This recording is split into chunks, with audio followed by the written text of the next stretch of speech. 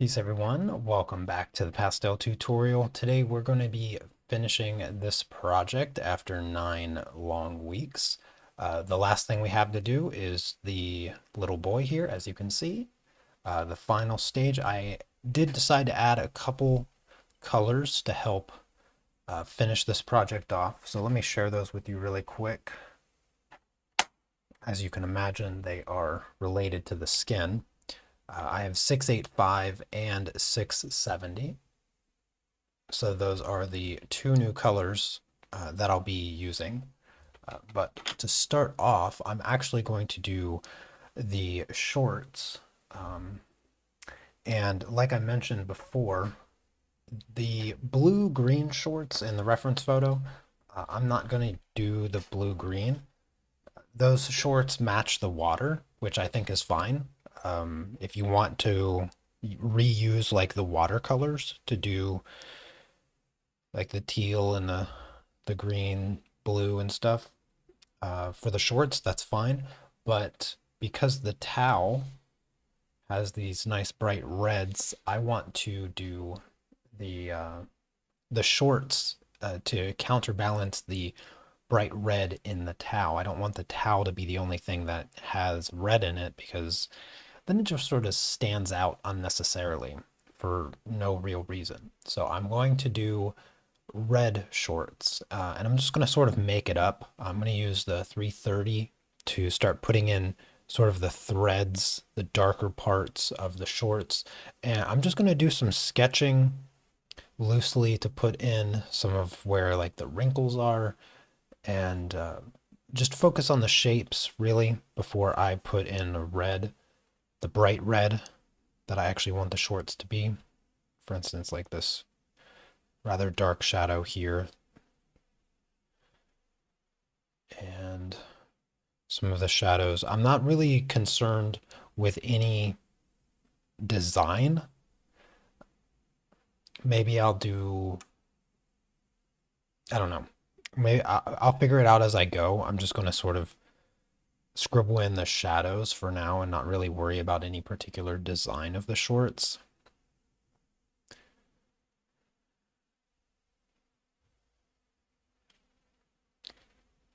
Anyways, I hope everyone had a lovely weekend. My weekend went by so quickly. I was getting ready for bed yesterday and I was like, wait a minute, today is Sunday. I don't even know. I don't even know what happened this weekend. It went by so quickly. But it was a good weekend. Nice weather. All right.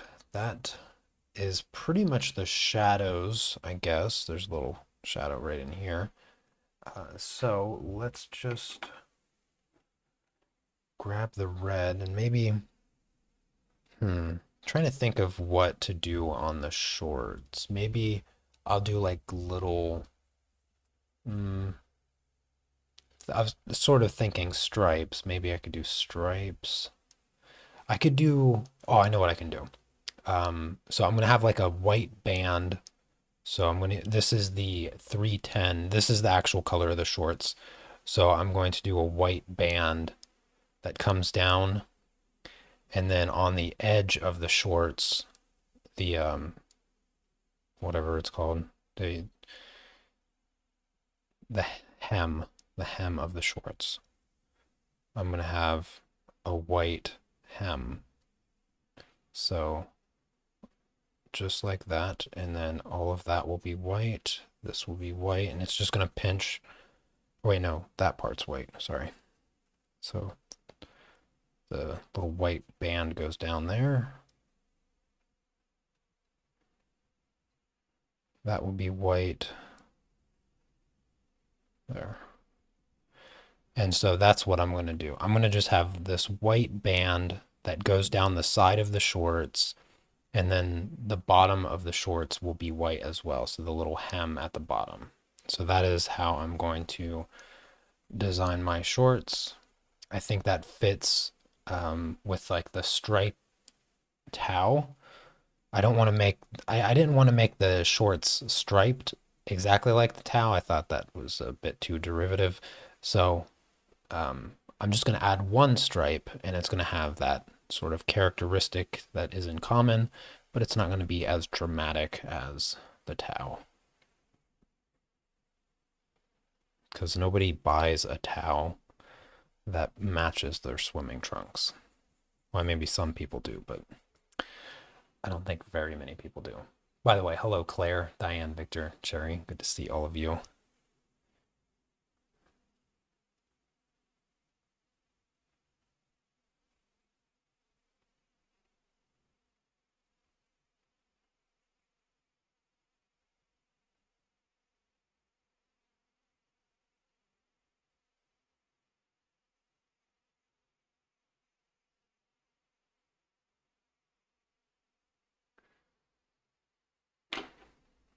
I'm going to use a little bit of white. There's some highlights that I want to add to the shorts, obviously in the red. So I'm gonna use a little bit of white to fill in those highlighted parts before I add the red, just to give it a bit more space to be lighter. Something like that. I'm gonna come back with the red. Finish filling that shape in. There, and then for the white stripe, let me just outline it a little bit better.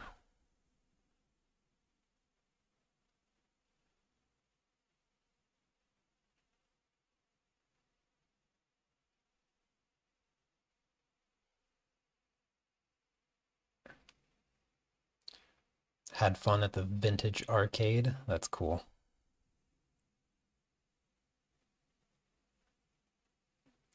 Wow, that's pretty crazy. Yeah, that's pretty impressive. What was the game? It's like Tetris or Pac-Man or something. I'm gonna just blend this out really quick. And then I'm gonna work on the shadows a little bit more.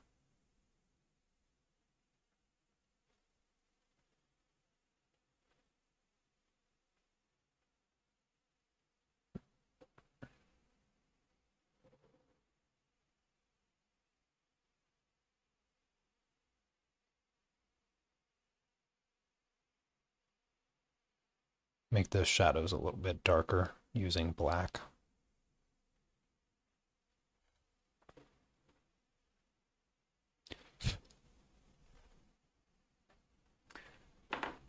All right. Yeah, use a little bit of black for these really dark shadows on the shorts, and I'm just sort of copying the dark areas that I see in the reference photo. It's not too extreme or anything, but just put in a few little darker areas of the shadows to help. And if you happen to go too far with the black, I think bringing the color back with the red is totally doable. So with a color as bold as the red, I feel like the black has a lot of leniency. So not too worried there.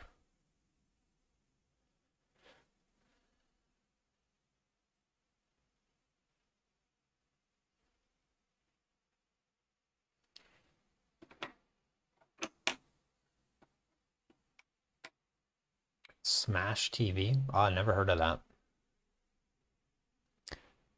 I'm going to use the 330 to help smooth out those shadows a little bit and taper them. Just create a nice little gradient right out of the shadows.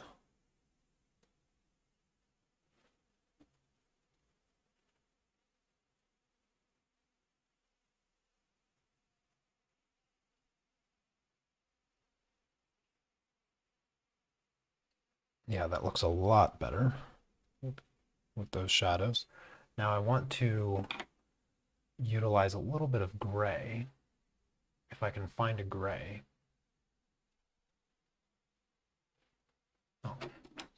It was there. I knew I had a gray. I just couldn't find it.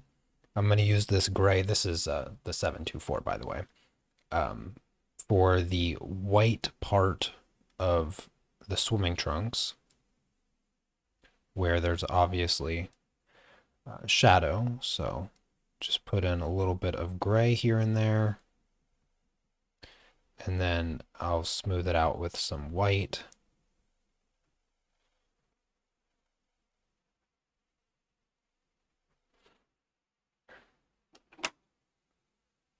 Let's see, I'll use the 700.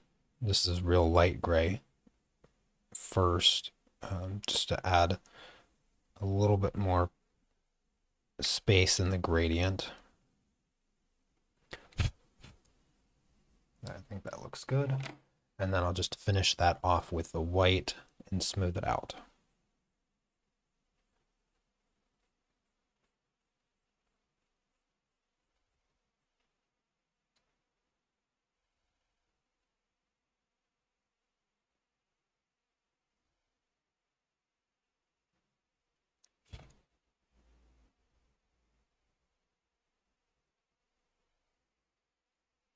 Yeah, I like these shorts a lot better than the original. Now the easy part is done. The shorts. I think the shorts are by far the easiest part here. Just gonna add touch more highlight as I go on to say that the shorts are done. Yeah, I think that's a good. So now the part everybody's probably rather afraid of, the skin. The first thing I'm going to do is any of the dark shadows, I'm just going to gently put a tiny bit of black.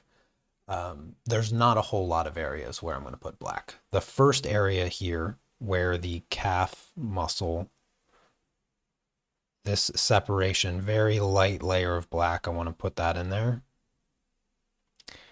And right here at the ankle, just a tiny bit of black there. Preserve that detail, just a tiny bit in between the toes. Now don't go crazy with the toes. There's not a whole lot of detail there. There's no reason to try to go in there and put fingernail or toenails and all that nonsense. Don't try to do it. Trust me, it's not worth the trouble. I'm gonna put a little dot by his belly button, just a touch, just a touch underneath his chin here, and where his shoulder is separate from the neck. So just a little bit there, and a tiny bit on the leg that separates the right and the left leg. So right in here, just a small amount. That's it. Don't do any more than that. Now I'm going to introduce the one of the new colors. So I'm going to use the 685. Now there's this highlight here that's very bright, so I'm going to work right around that highlight. I have that line art there. And I'm going to just do the legs first. So I'm going to do this right leg. It'd be his right leg. I'm going to do that first. So I'm going to separate from the arm here. And I'm just going to fill in this entire thing. And now you can see why I wanted to use the black. Arguably, the drawing is not so complex that I wouldn't have been able to skip putting in the black there, and then just separating the legs later on. But why do it? Why draw it more than once? There's no reason for that. So just a little bit of black there, and I cannot stress how little amount of black. You don't want that black smearing into the rest of the skin because it's not there. The skin is very saturated. He's been out in the sun, so he's got pretty tan skin, rather orange, very orange skin.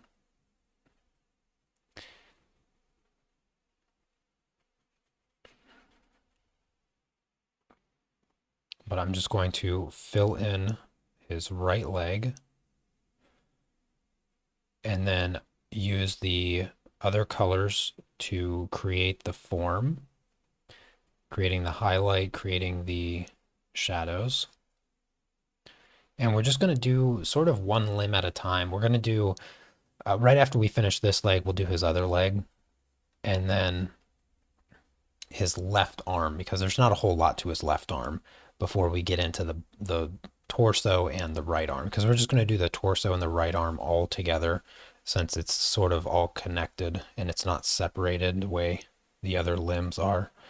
The other limbs are very compartmentalized from this angle in his pose, so it sort of makes it easier to separate these limbs.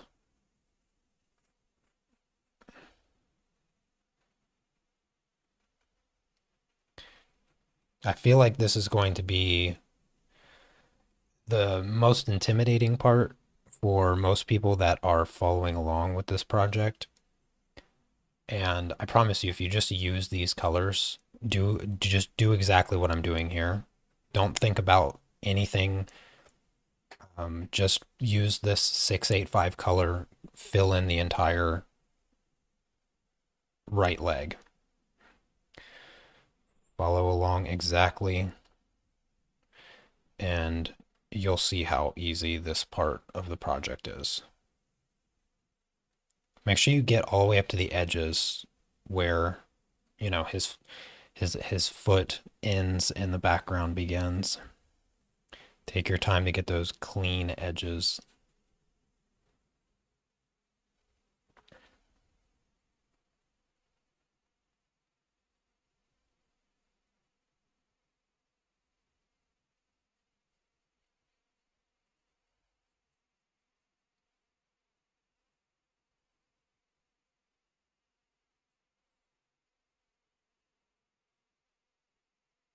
There.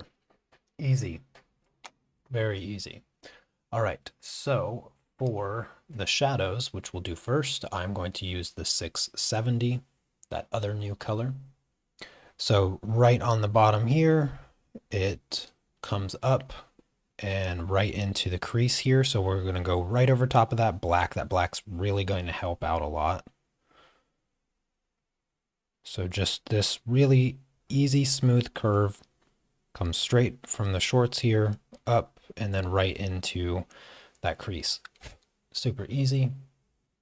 The next one is going to be right around this highlight here. So up that edge of the short there, and then right here, just straight up, all the way up to the arm. So right up there. So just a rectangle shape right around the highlight there. Easy. So far, so good. The next one is going to come around. This is going to be the cast shadow from the arm. So it's just going to come right around the elbow, just like this. So we'll just fill that shape in.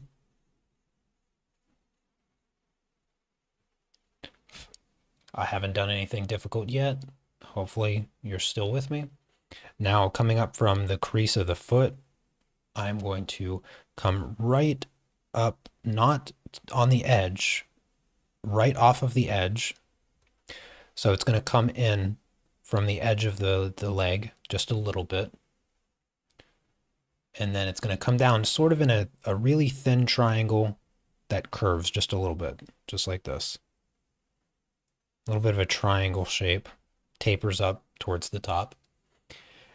Then it loops around the ankle. So just a little curve right here. So it loops around the ankle and comes up around the calf muscle like this. So just curving and then right up into that other shadow. Curving right back down.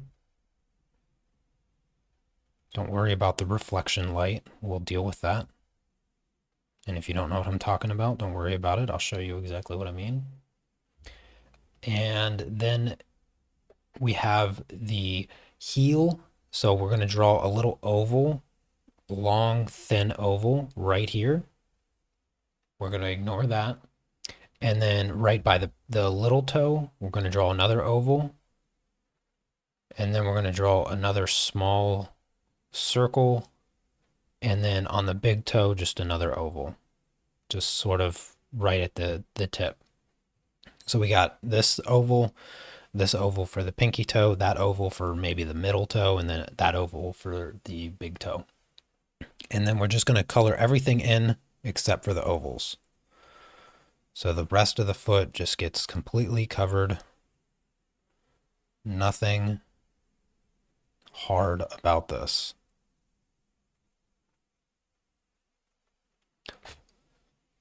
All right, and now for the highlighted part, we're going to use, I think I'm going to try this color. Hold on a second, let me test this color out. This might be too dark.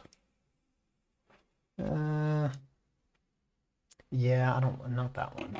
Maybe this color. This color's certainly bright enough. Yeah, this is going to be good.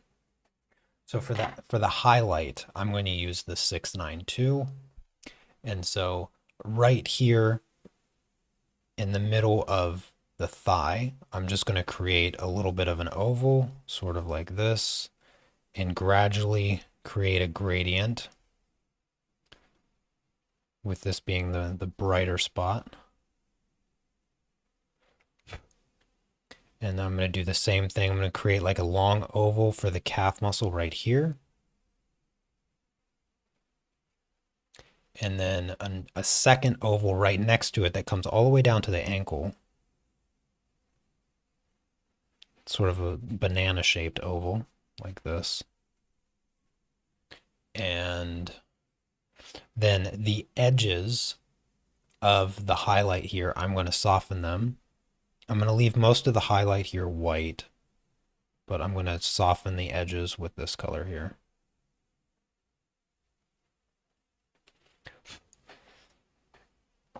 And that is mostly what needs to be done.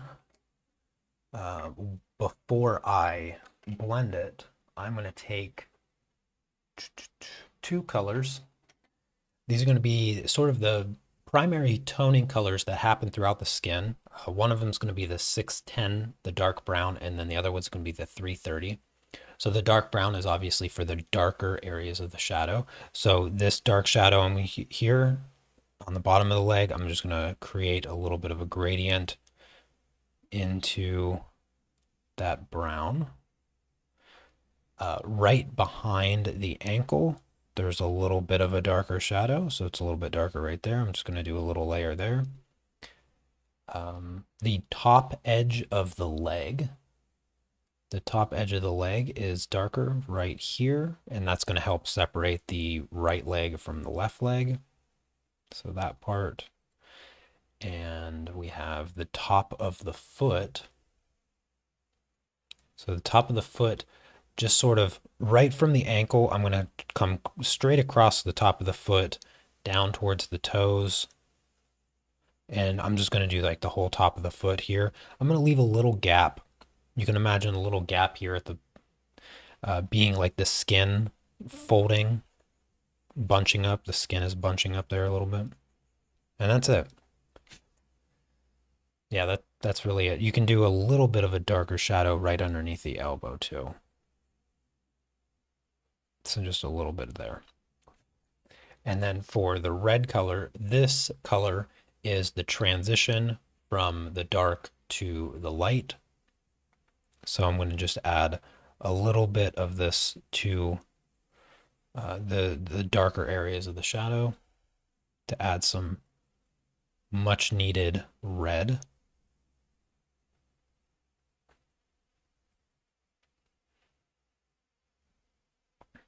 The back of the leg here. This adds a little bit of blood flow to the shadows. Something like that. And then for the last little bit, so you have the dark crease, and then on the right side of the dark crease is what's called a reflective light. And so I'm just going to use the 692 to draw a thin line right there. And the last thing to do, take my blender and make sure it's not totally filthy. And now I'm just going to smooth all of this out. And I'm going to start with the highlights first. I'm going to smooth out the edges of the highlights. to soften those edges right into the brown, the orange brown.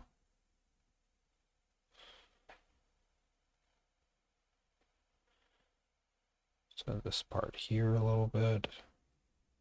This is honestly, this is the hardest part here. It's just not messing up your colors. Just be very delicate with your blending technique. Now the next thing I want to do is soften the edges of where the shadows come into the light. So now I'm just going to very gently tap that edge, very gently move it around until I soften the edge and I no longer have those hard distinguished shapes that we just created in the past 5 minutes. So just very, very gently tap it. You don't have, there's not a lot of rubbing involved with blending. It's more of a tap. And then up here on this shadow, just very gently move those colors together. If you're creating a lot of excess dust, that means you're rubbing. There shouldn't be a lot of excess dust. There's inevitably going to be some, but it should be minuscule. And so if you feel like you need a vacuum cleaner, you're doing it wrong. Just the smallest, gentlest movements is all that you need to do.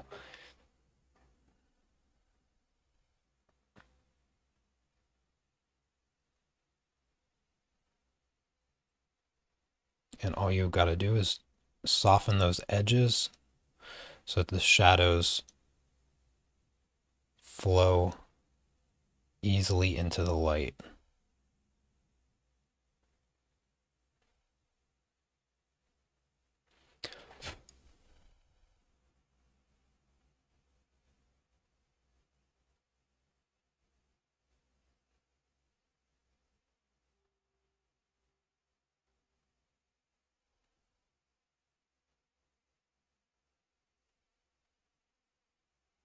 You may have any questions at this point?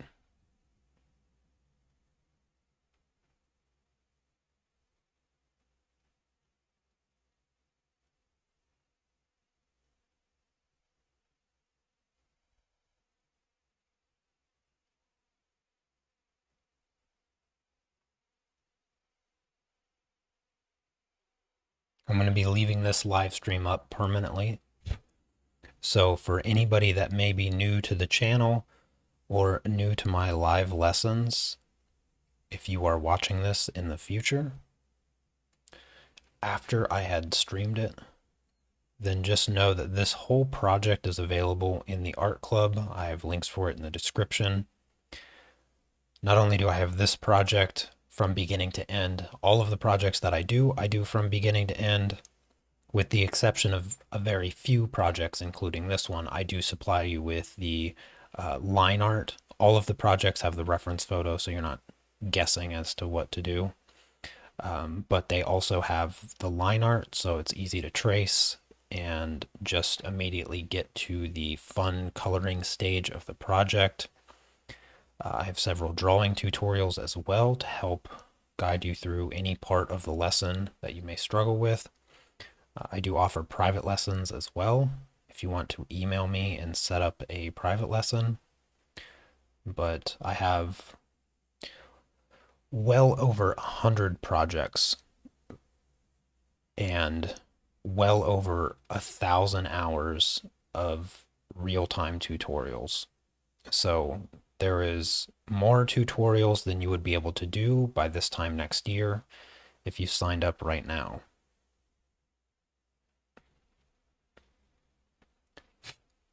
All right, and that's one leg done. Fairly easy, straightforward. Let's go back to the base color here, the 685.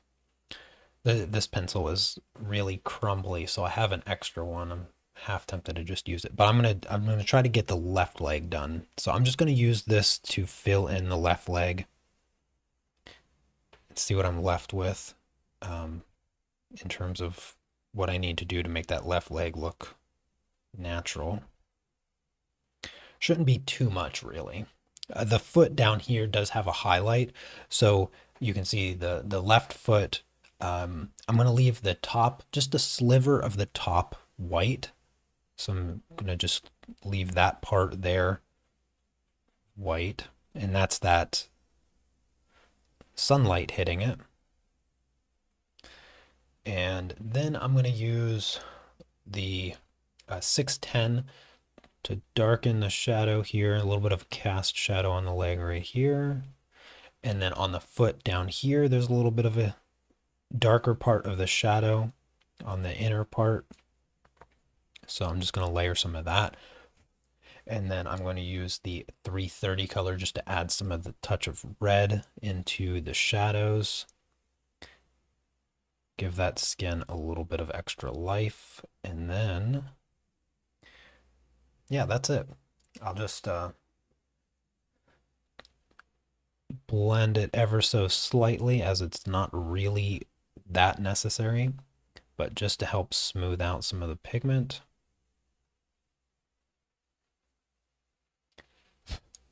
Oh, I almost forgot the knee. Let me do the knee. I'm going to use the 685. Back to the 685. Very carefully. This nub of a pencil here makes this little sliver of the knee feel next to impossible, but I'll just work with what I got in my hand. Yeah, just a little bit of that. I'll use the 610 brown just to separate it ever so slightly. Just a little bit of this. The knee is not that dark, and then I'll add just a touch of the 330 to bring in that red color.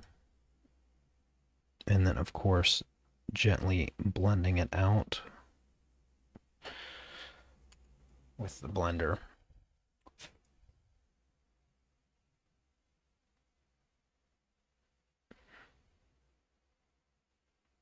There we go.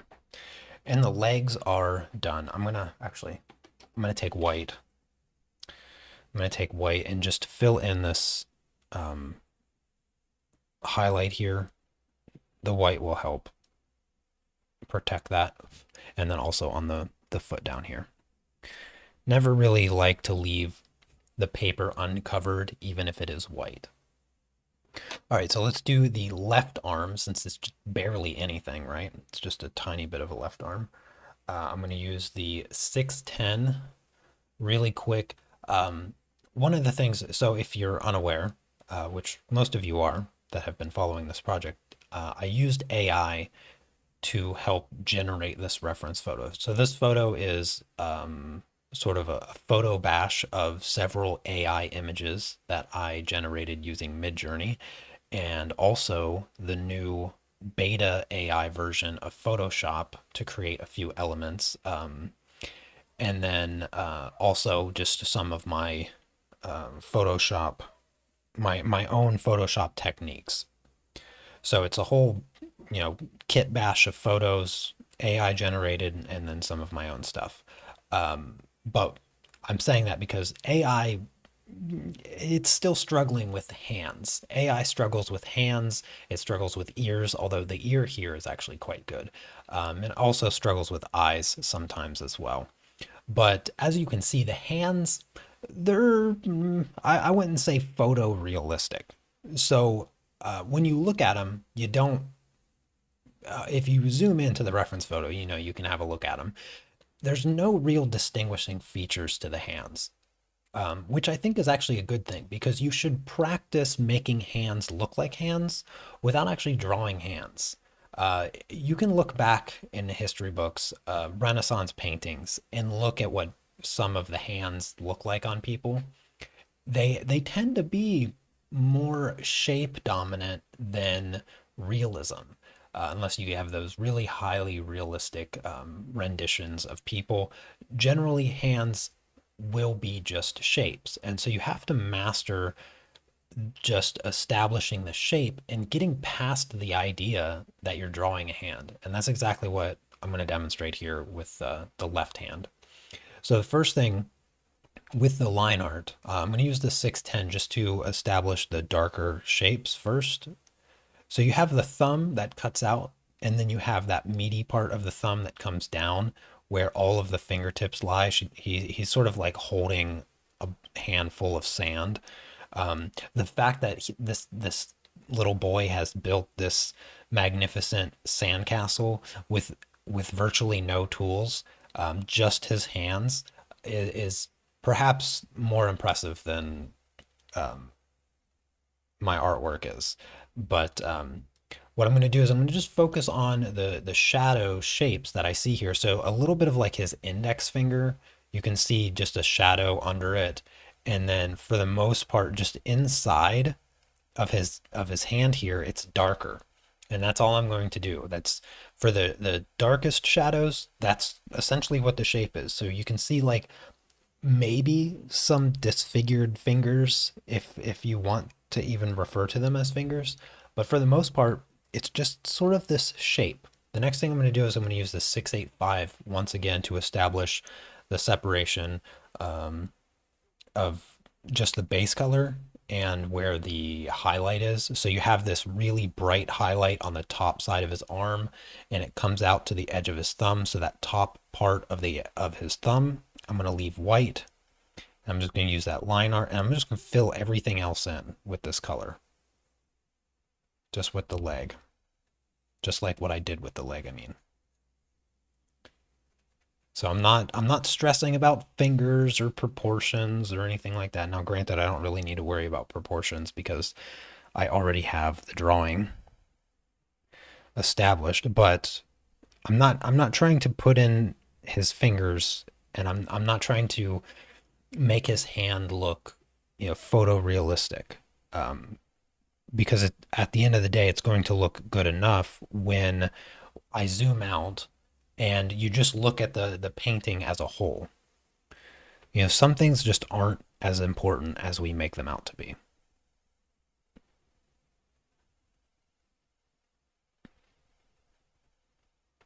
A little bit of a highlight on the top of his index finger, so I'm going to leave that little section there white. So just like that. And then for the shadow, I'm going to go back to the 670. So his arm up here has this shape. I'm just going to draw a nice thick line right here, going up around the highlight of the thumb as well. A little bit down here, a small little triangle right there. And then again around his fingers, bottom part, a little bit of the crease there, and the bottom part of his fingers down here.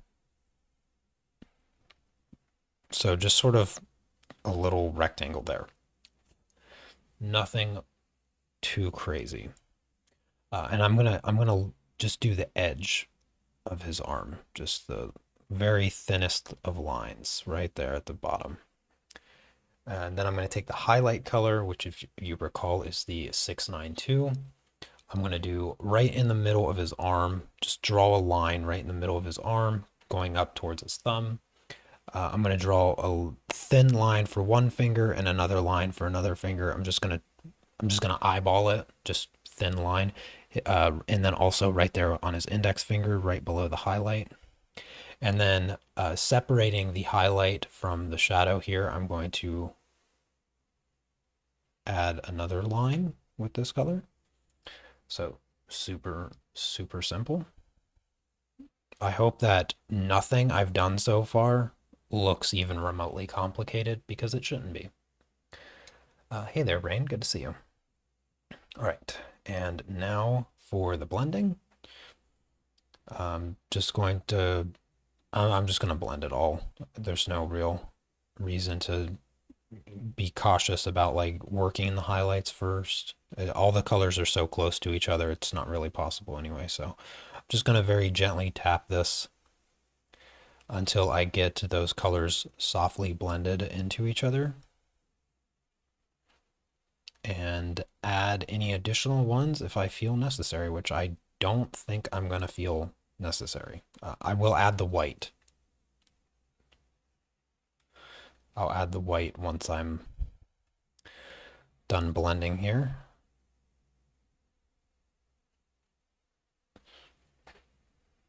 So as you can see, I just focused on the shapes, and even though you can, I mean, maybe you can zoom in on your own computer to see, but if you look closely at this hand, it doesn't, I mean, it doesn't really look like a hand. Uh, I wouldn't describe it. If I were to just isolate this one section and show it to somebody and be like, hey, what is this a picture of? They're probably not going to be saying a hand, right? And but when you look at the image overall, if you can sort of pull your eyes back from focusing on the hand and just sort of take in the whole image, and we'll do this at the end when I untape the project, but it's convincing enough, right? It's convincing enough to be a hand. Oh, good morning, Susan. All right, I'm going to take the white and just touch up those highlights there with a touch of white to protect them. There we go, easy peasy. And then, let's see, I keep holding all these pencils and I'm rubbing the pastel on my shirt, making a mess of my shirt. All right, I'm going to use the 685.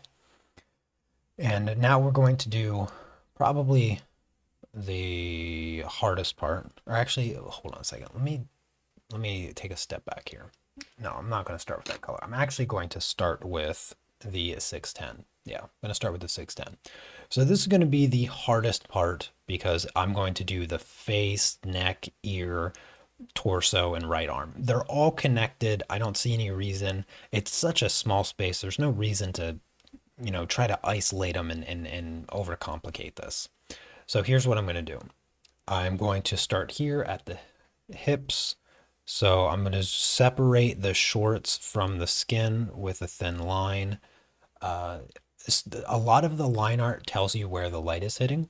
So you have his little love handle here coming up and wrapping around, and then it sort of comes down like this into a triangle shape. So all of the line art shows that, and I'm just going to very lightly fill this in with this shadow color.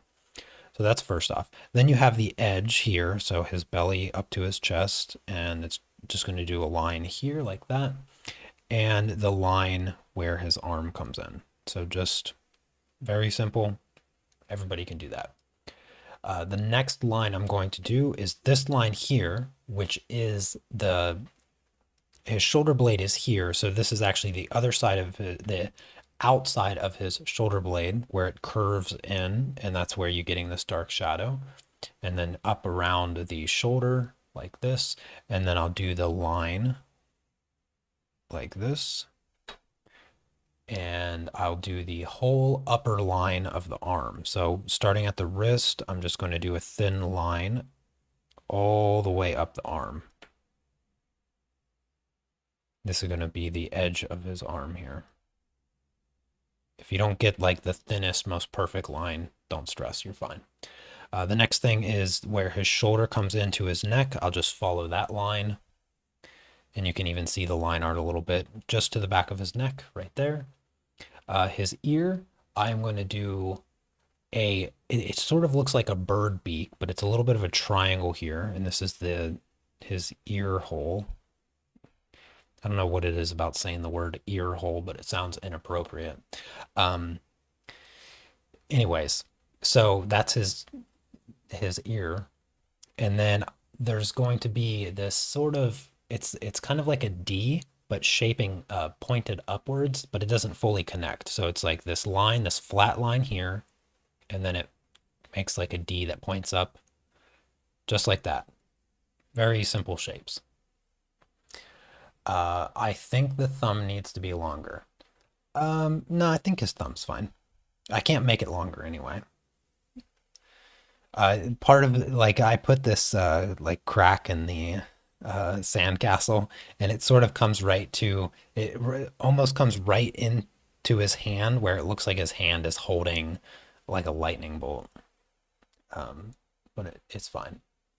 All right, so then we have the eyebrow, which is actually blended right in smoothly to his hair, but the eyebrow is going to be a little tricky if you're not too confident with drawing, but I'm just going to do a little shape like that, a little caterpillar, right. So you have the tip of his nose, which is right here. I'm just going to go straight back from the tip of his nose and make a little dash that goes up towards his eyebrow. And then I'm going to just turn that into a triangle. Very small triangle. Just like that. And then from that triangle, I'm going to take his cheek down like this. That's his lip. That's his nose. This is going to be the, so that little triangle there and this smaller triangle below it, that is his nose and his upper lip. And then just below that is an even smaller triangle, and that is his bottom lip. So that is his nose, his upper lip, and his bottom lip. And then I will do the bottom edge of his chin or his jaw, however you want to think about it, just coming up like that, and then the front of his neck. All right, and then on this hand, I'm just going to fill in this triangle-esque shape here, which is the inside of his hand. So I'm just going to fill that in, not even think about it. All right. Now, one other shape that I want to do is I want to do his ribs. And this line here gives us a lot of insight to the direction to use as a guide. So his ribs are not going to go beyond this here. Okay, so this line here.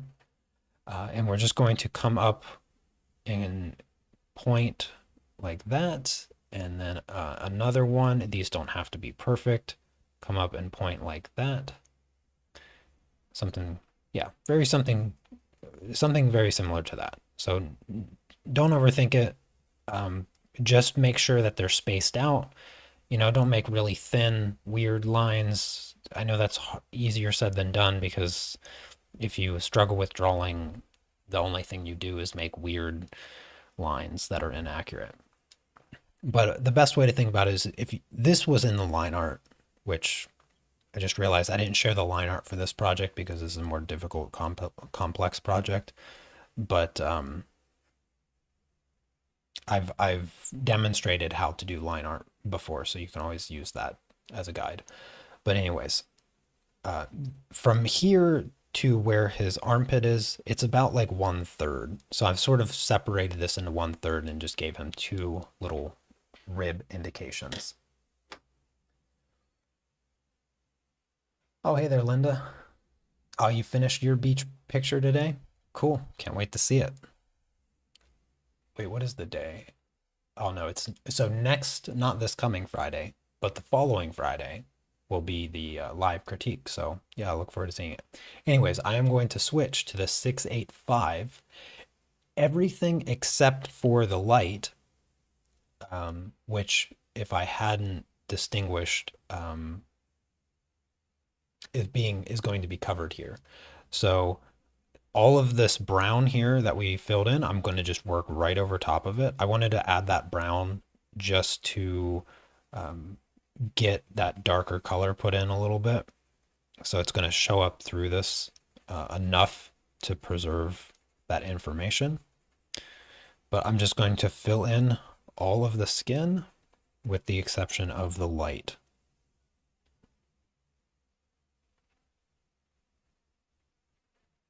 So all of this will be filled in, all of his face. There's a little bit of a highlight on his hand right here. It's just a triangle, so I'm just going to leave that blank.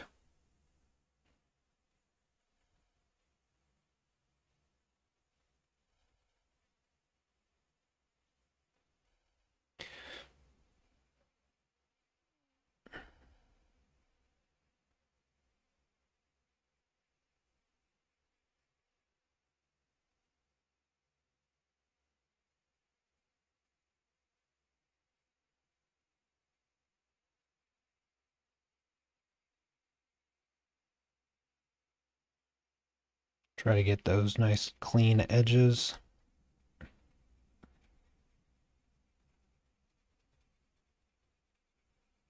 His right arm is a little long.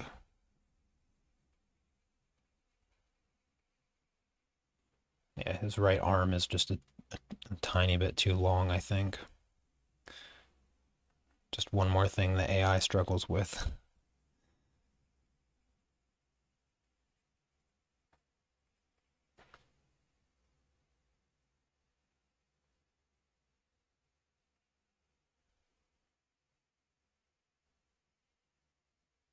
He's got short thumbs and long arms.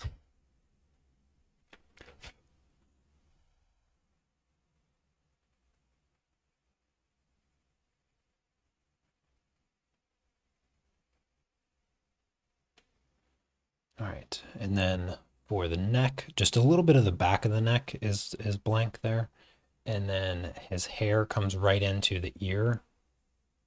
So I'm gonna just go up to that point there, fill all of the neck in.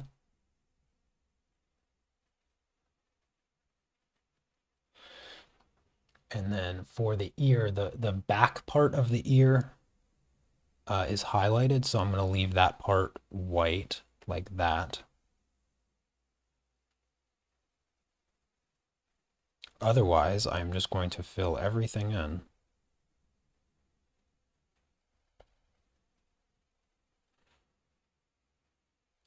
Big old forehead. It's got long arms, short thumbs, and a big forehead. Sounds like an awkward 7-year-old.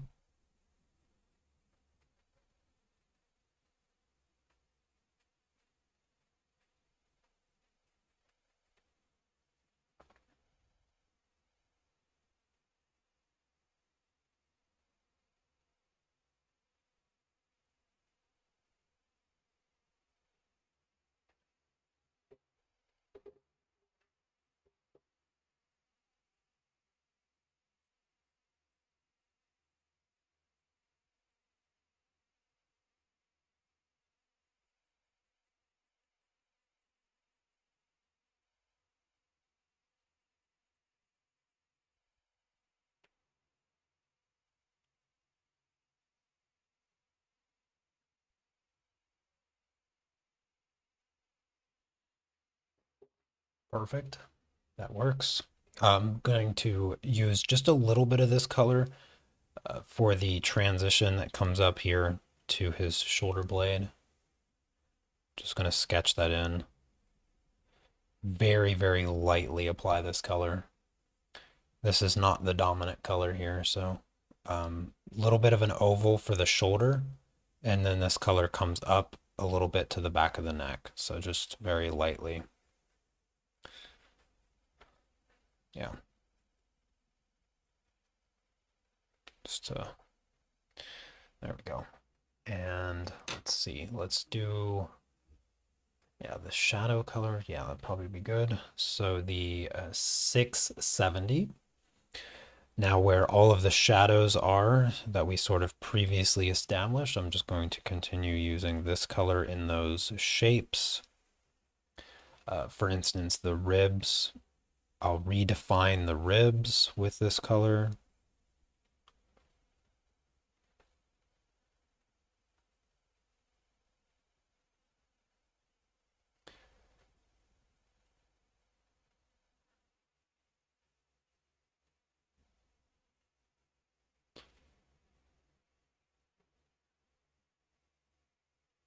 Now up here, a lot of his arm is in shadow, so I'd say it's about 3/4 of the arm. So I'm just going to draw down like this, all the way to, I guess would be the pinky knuckle. So something like that. And I'm just going to fill in that whole area right up along that line.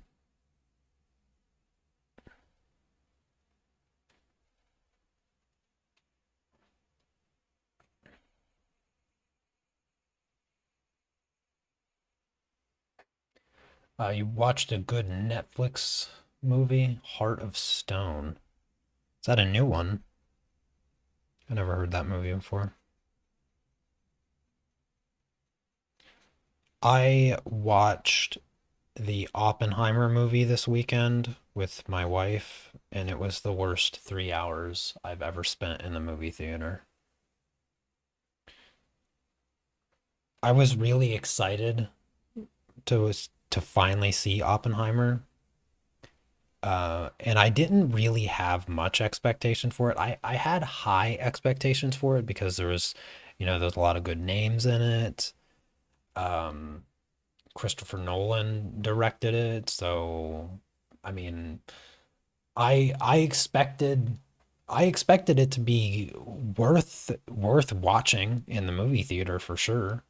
Um, but I would say it's not even worth watching for free in the comfort of my own home. I was unfortunately very disappointed in the quality of that movie. I mean, in terms of cinematography, it didn't disappoint. It was cinematic, but good. It was so boring. Oh my gosh, it was so unbelievably boring. I just couldn't get over it. I almost left. I almost walked out of the movie theater because it was so unbelievably boring. I just couldn't get over it.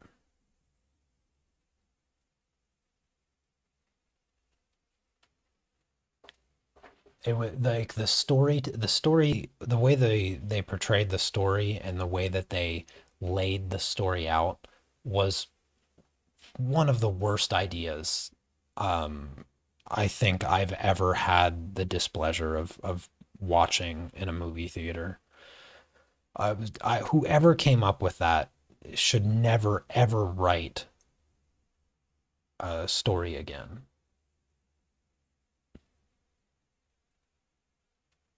Literally the worst character. It was the character development in that movie was worse than any of the new Star Wars movies, which I don't even know how you do that. I don't know how you have worse character development than The Last Jedi or whatever those Star Wars movies names were.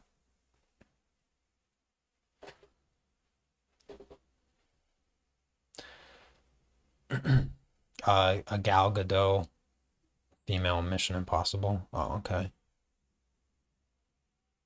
Yeah, Gal Gadot, she was really nice in Wonder Woman. I mean, the first Wonder Woman, the second Wonder Woman was hot garbage, but the first one was good. I don't know how you could like the Oppenheimer movie. I I wish that I could understand how that movie could be liked in any way. Like I said, cinematically it was really good. Like it was really powerful and cinematic, which I expected from that director. But as far as a story goes, oh my gosh, could it be any more of a snooze fest? Like you're talking about the invention of the atom bomb for crying out loud. And I, before watching the movie, I mentioned it a few weeks ago. Um, I watched a documentary on Oppenheimer and the invention of the A bomb, and it was 90 minutes of like, it was one of the worst documentaries that I've ever watched. It was super boring the way that it was presented. The way the information was presented was so unbelievably boring. I actually didn't even finish the documentary. I got about an hour into it and I was like, I can't watch this anymore. It's just so boring. It's just so unbelievably boring. It was like the cheapest documentary ever made, and it came out like 6 months ago or something. I think they were just trying to capitalize on the obvious. So uh, yeah, uh, the movie was harder to watch than the documentary, and the documentary was just so bad. I'm going to use the 692 to continue filling in where the highlight is a little bit. So I'm going to use this to blend this out. Yeah, I was hoping for it to be good too. Like the cast, like how do you mess that up with the cast? The so here's without I mean, I don't know how you spoil a movie. You know exactly what happens because it's historically based, but I mean, hopefully you know what happens. If beating the Nazis is a spoiler for you, then that's the least of your worries. But anyways, here's the problem. You get me talking about movies. I can just go on forever. I apologize for um, anybody that just wants to learn how to do this project. But it's not my fault. Um, so here's the problem. It is completely scatterbrained for the first hour. Was it historically accurate? No, it was not historically accurate. Their portrayal of Oppenheimer was not historically accurate. Um, he he was far more charismatic than he is portrayed in the movie. Um, I forget Killian something or other. What's his name? I can't remember his last name. He's a phenomenal actor. I love him as an actor. He's amazing. But I don't feel the charisma that he usually exudes from his characters in that movie, which would have been perfect, I think, in a lot of ways. Um, and I don't know. Even even Anna picked up on it. It seems like um, Kitty, which is Oppenheimer's wife in the movie, she she takes up too much of the movie. She's way too much in the movie. Like it feels like a movie about Kitty in some parts, and it just gets annoying. And there are so many there are so many um, cutbacks to different time frames because you're watching the movie and there's like five or six different time frames. Like you're jumping back and forth in the present, the past, and the future, and all these different time frames. It's not super clear. It's not always super clear. Sometimes it is because they just go straight black and white. And even when they do go black and white, you're not totally sure where they're at in the time frame. It feels completely schizophrenic in the sense of just disorganized mania of footage. And one of the things that I said to Anna after we finished watching it, I was like, it feels like what they did is that they shot a lot of great shots and they didn't want to cut anything. So they're like, we have to find a way to put this in the movie. And so they just like put a bunch of random shots in the movie of stuff that's like so irrelevant. And yeah, I'm not going to talk about it anymore. I strongly discourage anybody to go watch that movie because I think it's a giant waste of time. Just wait until you can stream it and uh you don't have to pay to see it in the movie theater because it's definitely not worth seeing in the movie theater.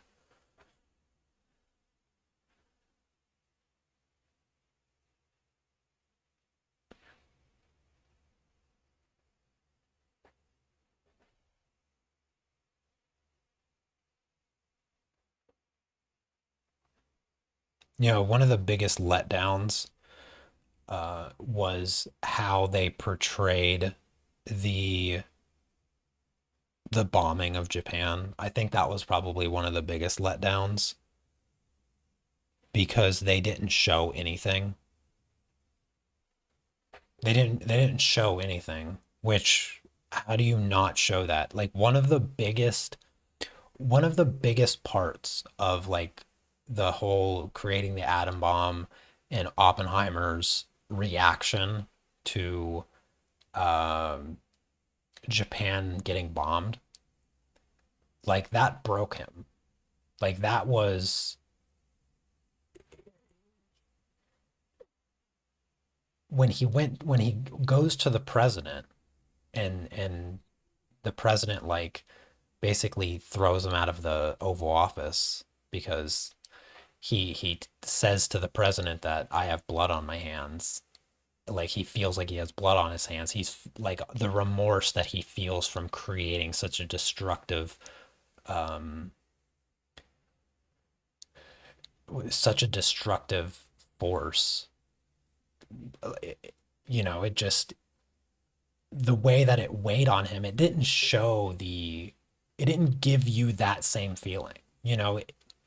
I feel like what they should have portrayed better was the effect that it had on him, which they didn't. They didn't, which makes zero sense.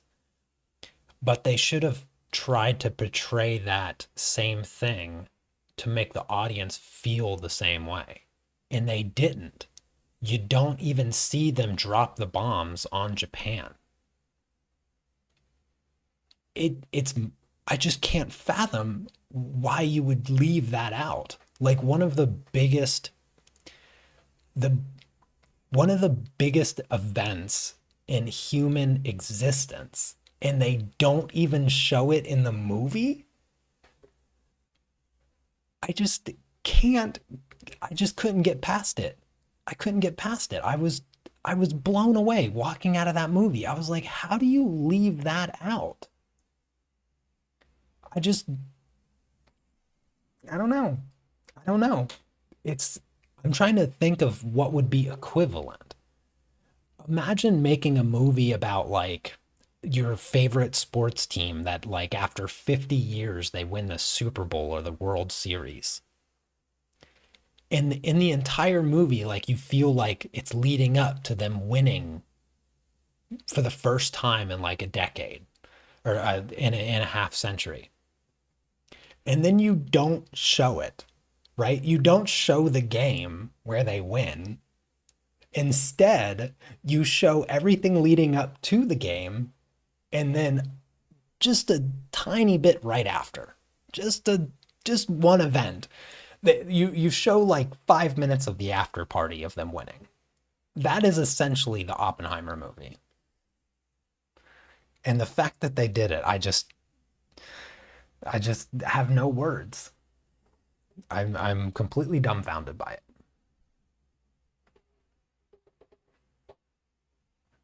Yeah, you're not missing a lot, Cherry. I can assure you of that.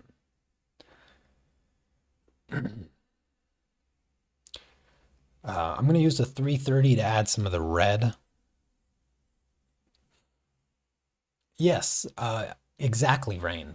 That's the problem. The movie was focused on character development and they had none of it. They didn't have any of it. That's the problem. It was the worst character development I've ever seen in cinema.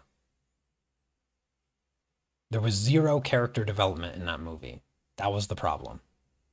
I'm going to use a 330 to add the red now to some of the shadow areas, but especially on the belly. The belly has quite a bit of red right around the belly button. Yeah, that's exactly what I was explaining, was that the event that was the cataclysmic event that Oppenheimer shifted, sort of, like I said, broke him, was the bombing of Japan. And the difference between his character before and after is not really that noticeable. You have the scene where he's in the Oval Office telling the president he feels like he has blood on his hands. That's not character development, that's dialogue. And a stronger way, what I was saying, a stronger way to portray that character development, a much better way of expressing that character development is to involve the audience. You want the audience to feel what the main character, although Oppenheimer being the main character is kind of a joke, He doesn't feel like the protagonist at all. He The only thing that that movie has that anything about Oppenheimer is that it's called Oppenheimer. If that movie was called literally anything else, you wouldn't even know it was about Oppenheimer. But yeah, so you want the audience to feel with the protagonist. That's good storytelling. And you don't. The reason you don't is because the thing that broke Oppenheimer, the number of casualties, the hundreds of thousands that were maimed in the bombing, that broke him. That event should have also broken the audience, and it didn't. You can't even the audience there should be a part in that movie where the audience feels like crying because that's the way Oppenheimer would have felt with the devastation that he invented. That's the way that he did feel with the devastation. Where does anybody feel sad in that movie? The closest part was right after the announcement of Japan's surrender. There was the scene where Oppenheimer gives the speech to all of the scientists and the scientists' spouses that worked and on the Manhattan Project, right? And he sees them like crying and he sees them broken and burning and he steps on the corpse and all of that. Like I said, good cinema, bad betrayal and bad character development. That was the closest that you get in the movie. But that was it. That's all you got, and it was barely anything. I'm gonna use the white to protect the highlights and bring in the light a little bit. I'm gonna finish talking about this movie now. I'm not gonna talk about it anymore. Wasn't good enough to talk about.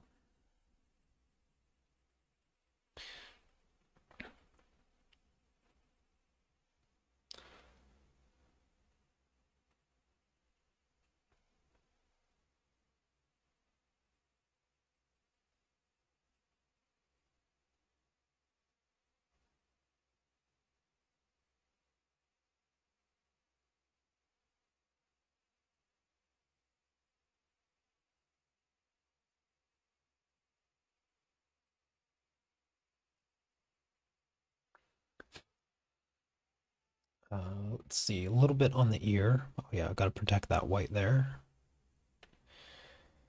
And oh, I do want to add a little bit of red to his cheeks. So I'm going to use the 330 once again, just very lightly on the cheeks.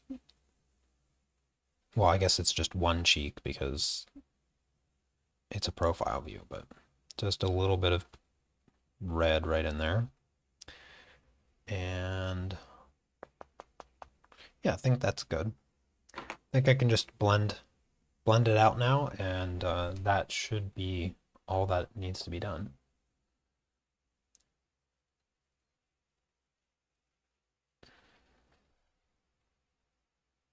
So again, very gently with the blending. My wife, she loves listening to my breakdowns of movies.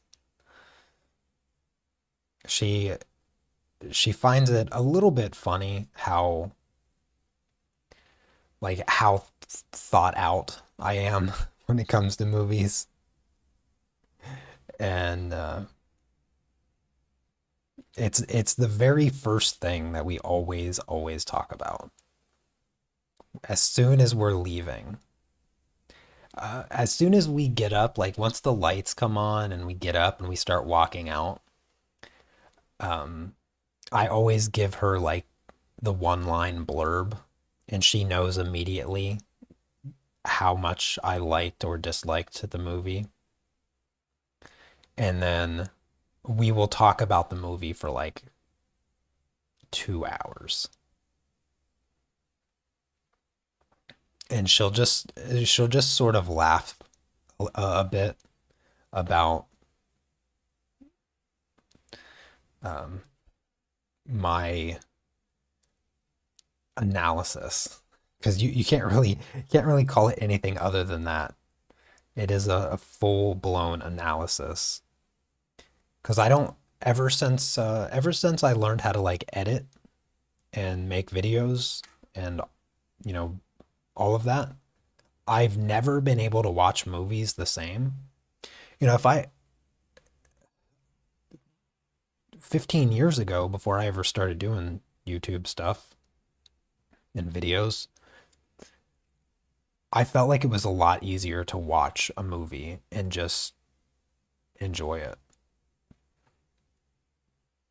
But I've studied a lot of cinematography and trying to understand how good stories are told visually, and I've watched a lot of video essays on movies and good movies and bad movies and why movie A is good and movie B is bad, and just trying to develop a very good understanding of what makes good stories. I've always been really fascinated with what makes a good story. And so I've naturally been drawn to study it just as a not even a hobby, just something that I find myself doing without even thinking about it. Because I feel like a hobby, you have to consciously sort of choose to do it.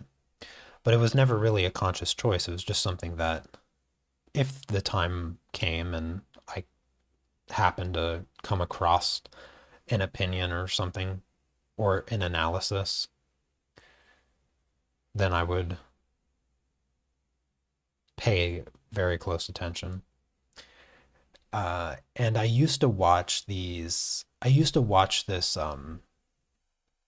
YouTube channel where they had like a panel, right? They would have like a panel of like four people, and it would change every week. I think it was weekly or something. So it was a panel of four people and then one judge, and they would talk about movies, and they would argue points, right? And then like whoever would win, they would get a point, and then they do have several rounds, and they talk about all kinds of different movies. And I always really enjoyed the people that knew what they were talking about. And you could always tell the people that had no idea what they were talking about on the panel, but it was just always interesting to watch people talk about movies and what's were good ones and what were not good ones, and I sort of just adapted to that. And now, having a deeper understanding of storytelling and cinematography, I just can't watch movies the same anymore, because I compartmentalize like what aspects are good and what aspects aren't. Anyways, I'm gonna move on to the hair now, and stop talking about movies. But I'm gonna use the 610. There's only two parts of the hair. There's the shadow and then the highlight. And so I'm going to just break apart where the shadow is with this color, creating as many of those shapes that you see as I can.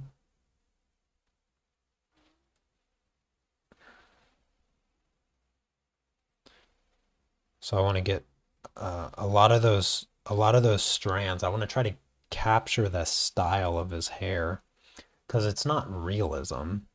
It's almost animated in a way. And so I want to get that sort of long, spiky, stylized look.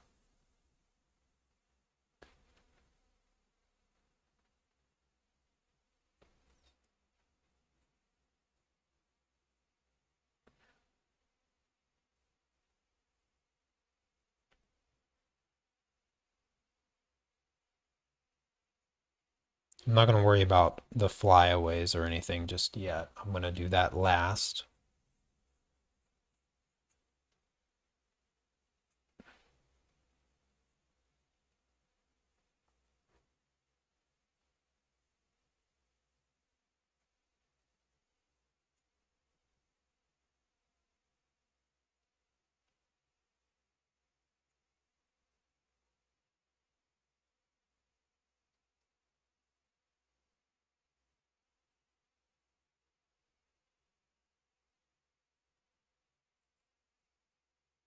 This comes back to about here. And I got a few strands like that.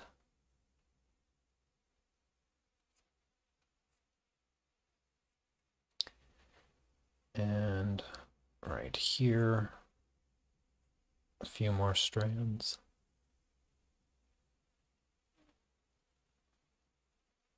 There we go.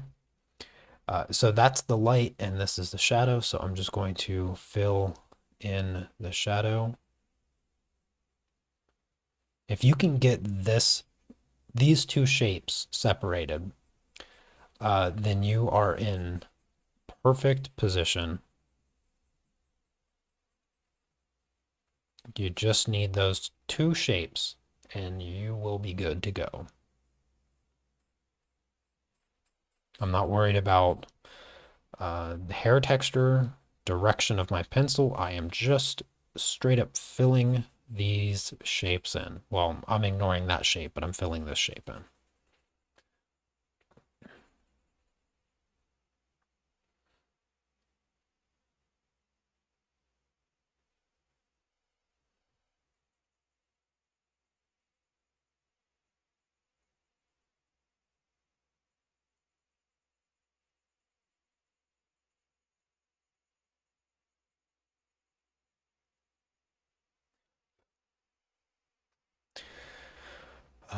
Let's see. I'm going to actually, I'm going to fill in the second shape with the 692. I'm not going to leave it white, so I'm going to fill it in.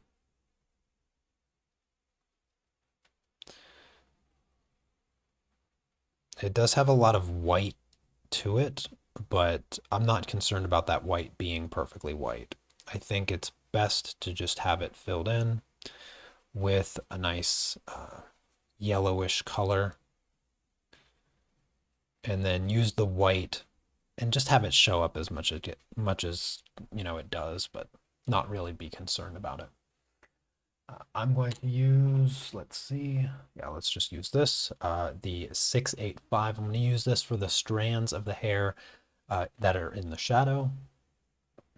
So let's just follow closely what the texture is saying and going with the flow here.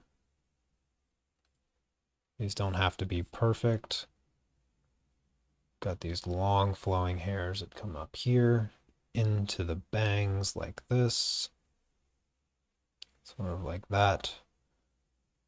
And then they come down across the temple and they curve like that.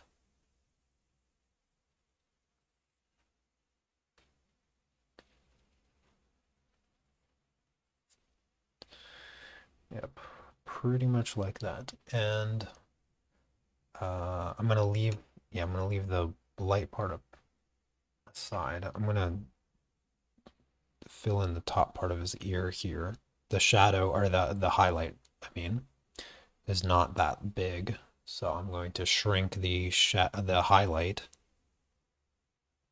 on his ear because it stands out too much. Let's use black. I'm going to use a little bit of black, do the same thing in the hair, a few lines, just establishing that overall flow. I'm not concerned about like realism here. I'm focusing just on the general shape and direction of these spaghetti hairs. He has very spaghetti hair. It's the style. But where you remove the spaghetti will be in the blending, and then also the accumulation of some of the larger shapes. So we'll add some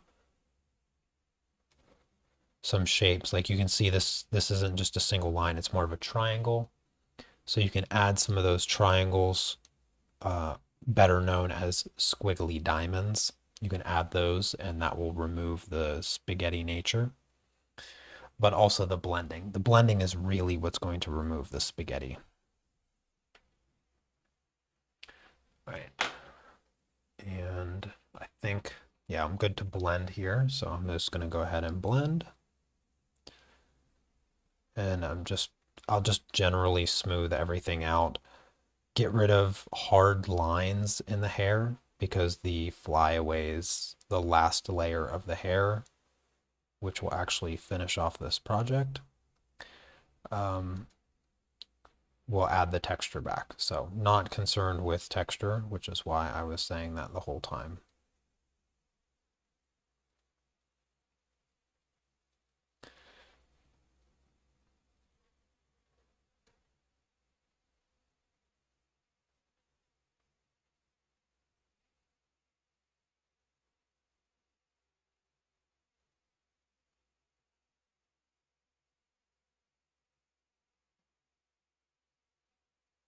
I left a few gaps in his bangs because I wanted the hair to feel a little lighter there. That's why there's like that gap.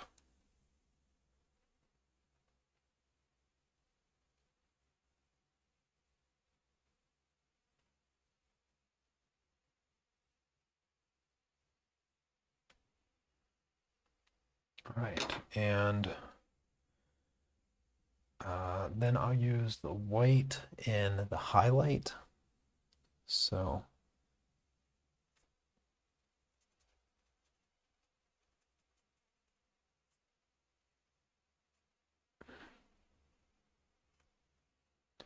this is where I'll add the brightest lines coming across and coming out into the water even.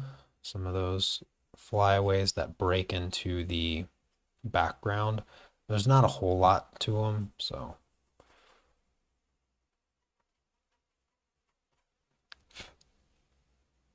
And then some of these hairs up here. That flicking motion that everybody struggles with. A few little highlights there. Any of the flyaways that you do that you don't like, I'll show you how to get rid of them. So you just, like I'm not too keen on this one right here, so I'm just going to tap the end to blend it into the darker part. And this is going to make it look a lot better. And then anywhere I don't want it, I can just blend it a little bit more aggressively and it will disappear. So you can always blend those away if you get something that you're not totally fond of. So here I'll just sort of soften that edge a little bit and I'm satisfied with that. I will use, let's add some reddish color. I'm gonna use the 670 to do some flyaways in the shadow. Do a few red flyaways. And I'll do some black flyaways.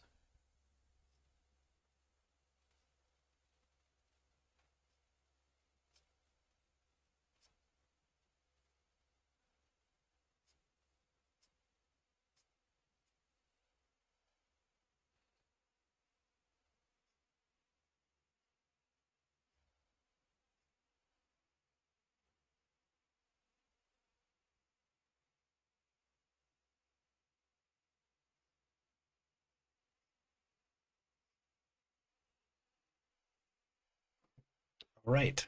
And that is going to do it. So now it is time for everybody's favorite part, untaping.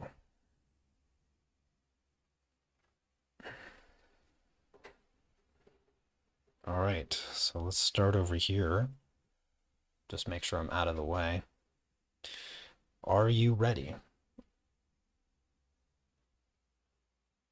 I'm just gonna make sure my camera's nice and in focus. Sometimes when I zoom out, that difference, it's not in focus entirely.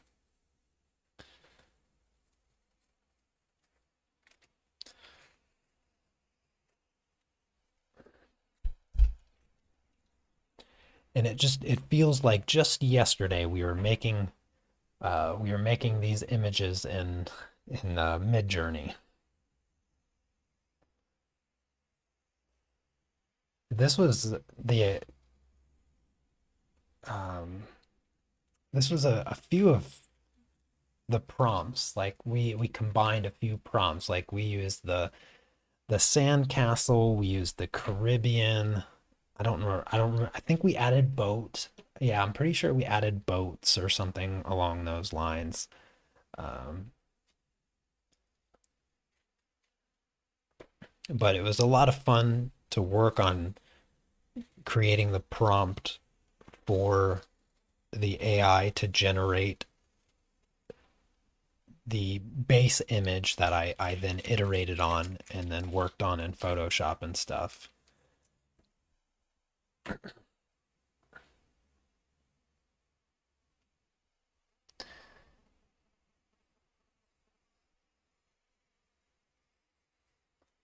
The use of red here actually sort of reminds me a little bit of Norman Rockwell's work.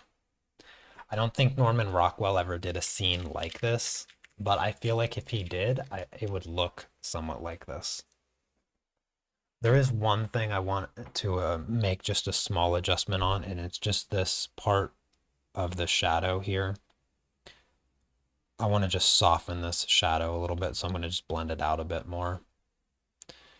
I feel like the features on his torso just maybe a little bit too standoutish. So just soften those gradients a bit more.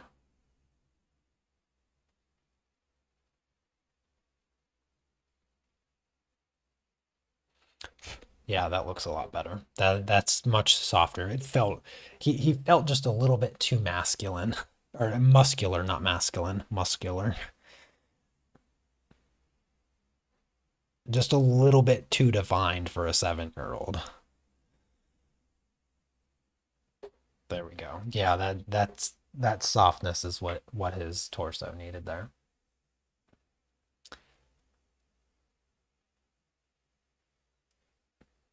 But anyways, that is it for this project. I am actually going to be going on a little vacation, short little vacation, with my wife, at the end of the week. I'll still be streaming tomorrow. Don't worry about that.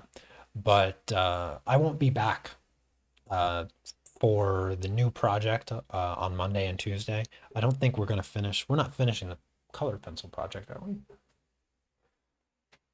Actually, probably we're not. Yeah, we're probably not finishing the color pencil project tomorrow. There's a little bit too much left of that one.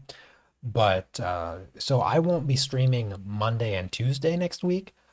Probably I'll let you guys know in Discord on Wednesday. I'll probably stream Wednesday. And then, of course, that following Friday, all of these days are probably getting confusing. So I'll just keep it real simple. I'm not going to stream next week. I'll stream tomorrow. I'll see you tomorrow. I'll talk more about it tomorrow. But, anyways, you guys have a fantastic rest of your day. Thank you so much for following along in this project, and I will see you next time. Take care. Peace.